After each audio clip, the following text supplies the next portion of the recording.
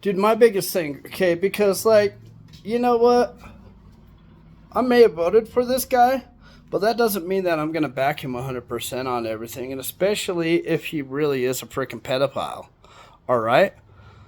That's one thing that I can say about conservatives is, like, at the end of the day, we're like, well, we want it. We want the proof. We want the evidence, and if he is, you need to bury this guy in the deepest pits of hell with the rest of them, with Epstein and all of his other little clown friends. But you know what I don't get is liberals don't think the same way. No, they're fine with Joe Biden snipping children. They're fine with their leaders being involved on the Epstein and everything like that. They deflect. They don't care. They worship celebrities like Tom Hanks and stuff. Ellen DeGeneres, Rosie O'Donnell, that have literally ran from the United States to avoid prosecution because they knew it was coming. You know who didn't run? Orange Man, okay? I want the proof. I want the evidence, man.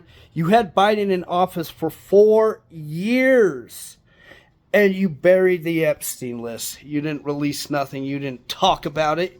Your administration didn't talk about it. If they had anything on Orange Man, they could have buried him right then and there. That's why I believe it's just a bunch of hocus pocus BS. Oh yeah, his name's all over that list, but when I read the actual articles, I'm seeing that Epstein didn't really like Trump. Epstein was worried about Trump snitching out his little pedophilia organization.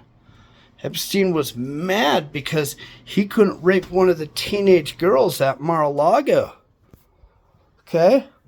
So, even though his name's mentioned in there, it's making it sound like he's a good guy. And I'm not saying that, like, they couldn't have covered some stuff up and changed some stuff like that.